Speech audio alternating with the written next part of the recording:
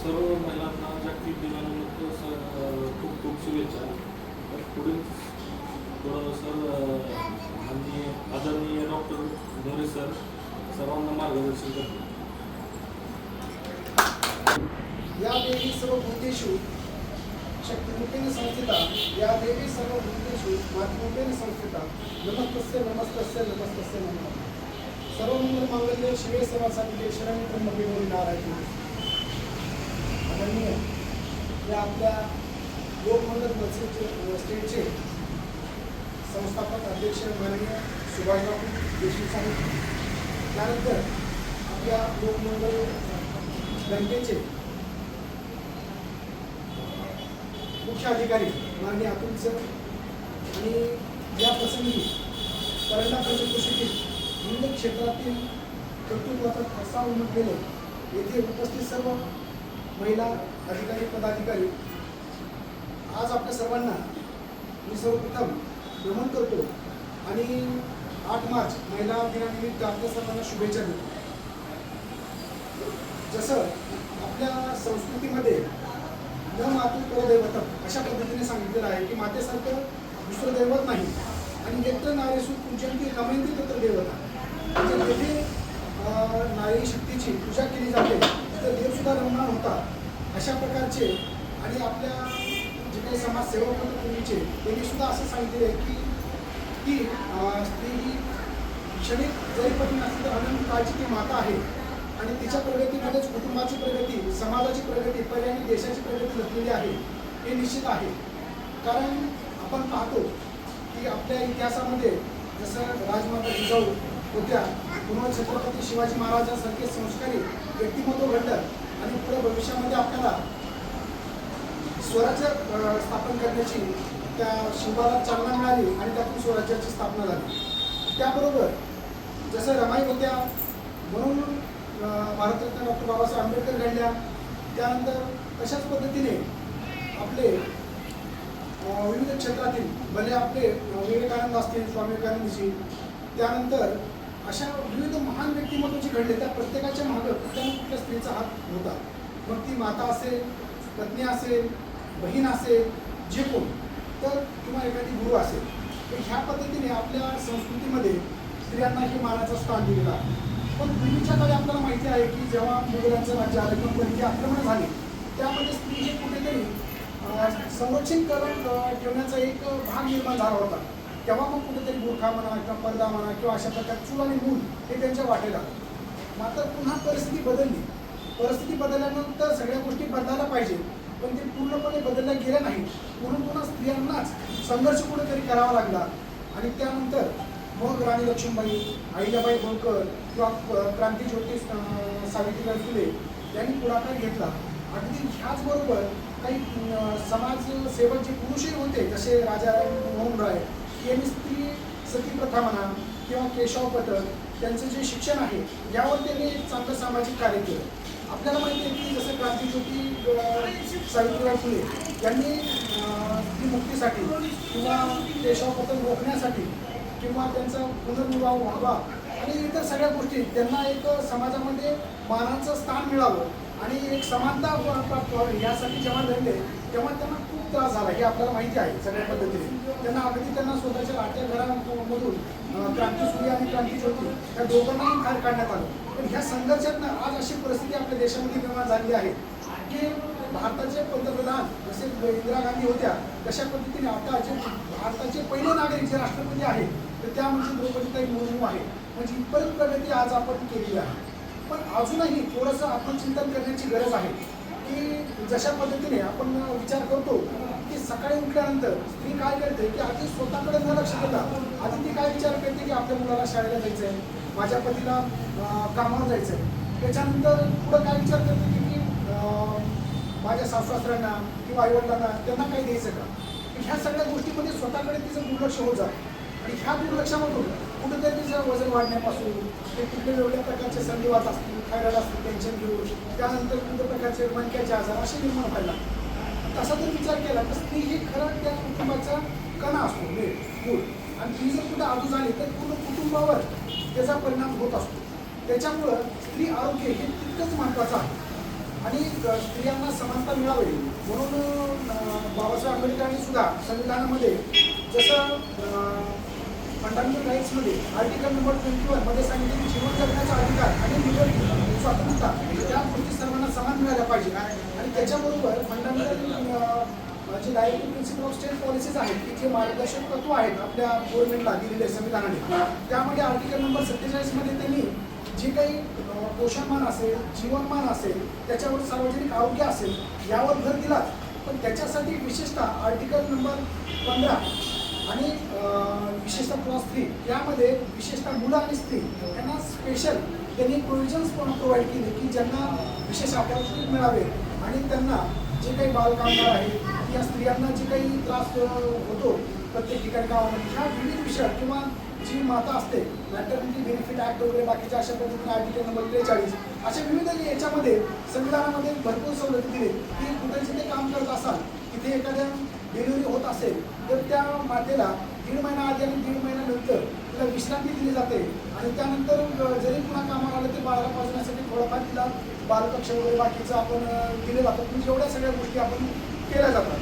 पण ह्या सगळ्या गोष्टी करत असताना ते जे काही त्याला जेंडर जस्टिस आपण म्हणू तर ह्यामध्ये जे स्त्री सक्षमीकरण त्यानंतर आरोग्य आणि तिला प्रत्येक ह्याच्यामध्ये प्रतिनिधित्व मिळणं हे खूप गरजेचं आहे.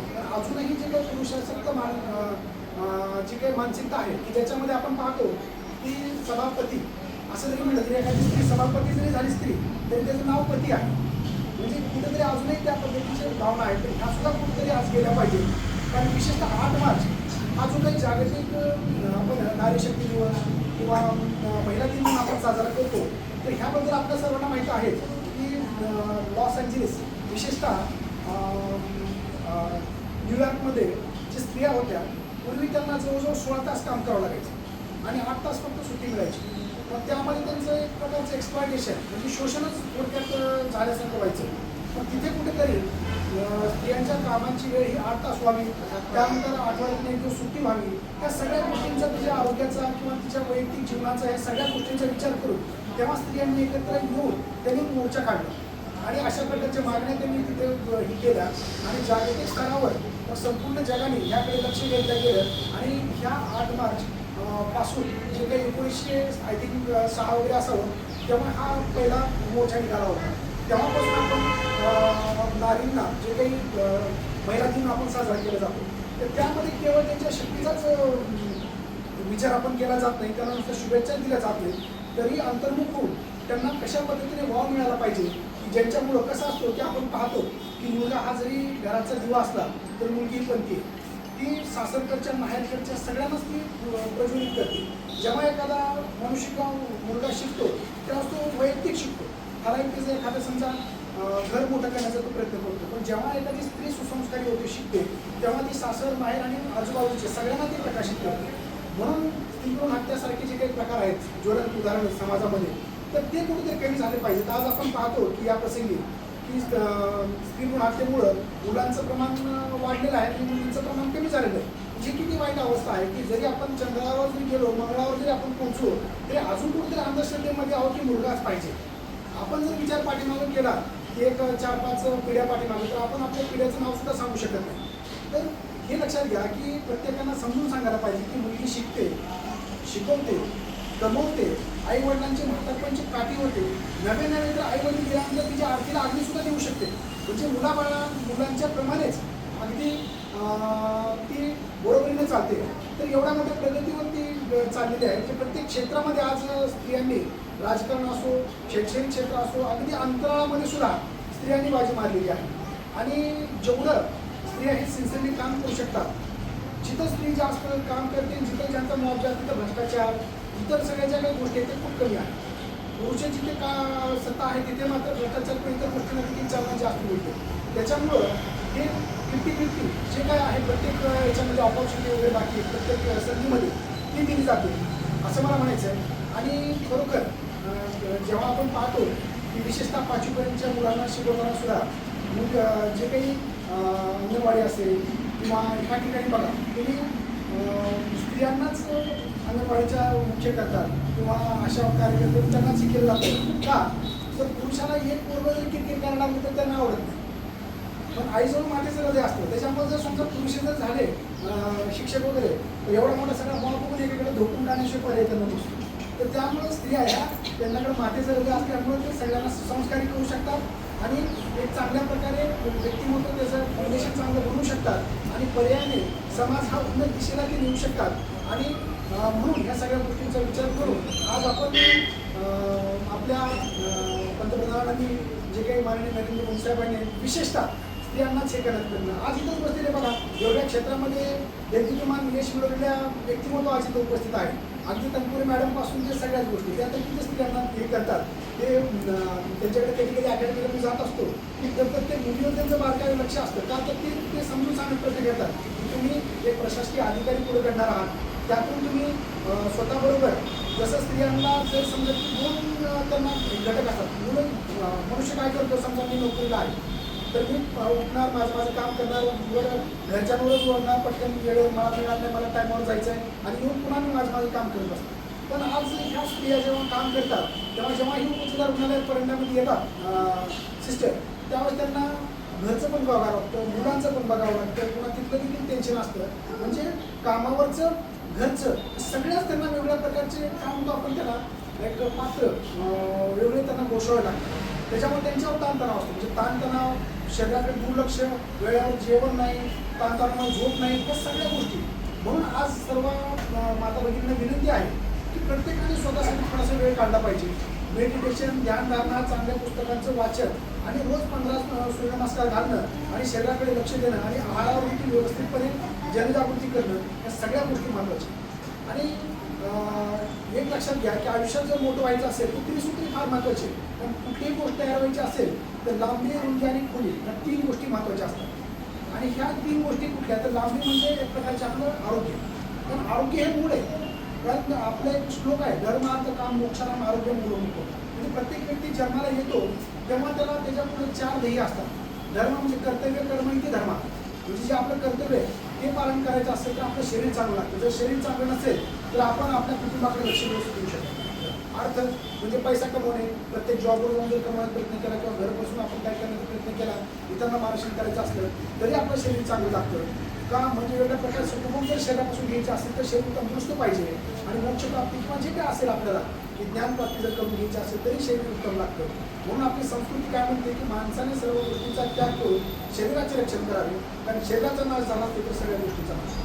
म्हणून आपल्याला आहार, विहार, झोप व्यवस्थित या सगळ्या गोष्टी आपल्या शरीराकडे लक्ष दिलं तरच आपलं शरीर चांगलं राहील. आणि स्त्रियांचं शरीर चांगलं राहिलं तरच कुटुंबाचं शरीर चांगलं राहील. आणि अशा पद्धतीने सक्षम कुटुंब जर बनायचं असेल, सक्षम समाज निर्माण व्हायचा असेल, तर राष्ट्र संपन्न करायचं असेल तर प्रत्येक स्त्री ही सामर्थ्यवान, सक्षम, आरोग्यवान ही बनली पाहिजे. याच मागचं ध्येय आपण 8 मार्च महिला दिन म्हणून साजरा करतो. केवळ त्यांना बोलवणं आणि त्यांचा आदर सन्मान करणं एवढंच नाही, तर योग्य पद्धतीने मार्गदर्शन करून त्यांच्याकडून सुसंस्कारी व्यक्तिमत्व निर्माण करणं हेच गोष्टी महत्त्वाच्या आहेत. कारण सध्या आपण समाजामध्ये बघतो कित्येक जीवन उदाहरण आहेत की जातीवाद आहे, धर्मांधता आहे, आतंकवाद आहे, वेगवेगळ्या प्रकारचे शेतकरी आत्महत्या आहेत आणि स्त्री भ्रूण हत्या, स्त्री अन्याय, अत्याचार किंवा भरपूर असे काही आहेत. पण ही ज्वलंत उदाहरणावर वेगवेगळ्या संस्था काम करतात. पण ह्या वेगवेगळ्या संस्था काम करण्याच्या ऐवजी याचं बेस जर बघितलं, जर तुम्ही योग्य बालसंस्कार जर केले तुम्ही, तर अशा प्रकारचे व्यक्तिमत्व घडेल ते की ते आत्मचिंतन, आत्मशोध घेत, आत्मकल्याण करत तो विश्वकल्याणी व्यक्तिमत्व घडवण्याचं जे काही फॉर्म्युला आहे, जी काही ताकद आहे ती केवळ स्त्रियांकडेच आहे. त्याच्यामुळं आज आणि जगदंबेच्या मी प्रार्थना करतो की आज आपण इथे सर्वजण वस्तुत्व उपक्रम लोकमंगल स्टेटनी बँकेने घेतलेला आहे आणि अशा प्रसंगी आम्हाला बोलवलं आणि आपणही सगळेजण वेळात वेळ काढून अशा एक चांगल्या आरोग्यदायी संस्कारी सोहळ्याला उत्पन्न राहिले त्याबद्दल मी आभार व्यक्त करतो. पण मी जाताना ती त्रिसूत्रीमधलं फक्त लांबी सांगितली होती. रुंदी म्हणजे शिक्षण, कौशल्य जे काही आहे ते आपल्याला घेणं गरजेचं आहे. आणि ह्या आरोग्य आणि शिक्षणातून आपल्याला जे काही ऐश्वर्य, सत्ता, धन किंवा जे काही आपल्याला ताकद प्राप्त होणार आहे तर त्यापासून त्याचा उपयोग जर आपण समाजासाठी, एखाद्या ठराविक घटकासाठी, उन्नत बनवण्यासाठी जर आपण त्याचा वापर केला, सामाजिक समस्या निवारण करण्यासाठी जर त्या शक्तीचा, ताकदीचा, बुद्धीचा, पैशाचा, अभ्यासाचा किंवा शिक्षणाचा वापर जर आपण केला तरच आपल्या शरीराचा विनियोग होईल. म्हणून आपलं संस्कृती सांगते संस्कार की पैसे मुखी ब्रह्मनाम परी हाती ते सात्विक काम परी विनियोग विन विफल होईल. म्हणजे आयुष्याचा विनियोग जर व्हायचा असेल तर आपण परोपकारी आपलं शरीर झालं पाहिजे. म्हणजे परोपकार निदम शरीर विषचिंतनार्थम निदम मना विवेकार्थम निदम बुद्धी ज्ञानार्थम निदम जीवन. या गोष्टी ज्यावेळेस आपल्याला सुसंस्कारी म्हणून अध्यात्मातून आपल्याला कळतं त्यावेळी म्हणून म्हणतो की अध्यात्माची झालर आपल्यालाही पाहिजे आणि आपल्याला संविधान देखील कळलं पाहिजे. तर ह्या दोन्ही गोष्टींचं ज्यावेळेस तारतम्य निर्माण होईल त्यावेळेस नक्कीच मेरा भारत महान आपण असं म्हणू शकतो. मी एवढं बोलतो आणि माझे दोन शब्द संपवतो. जय.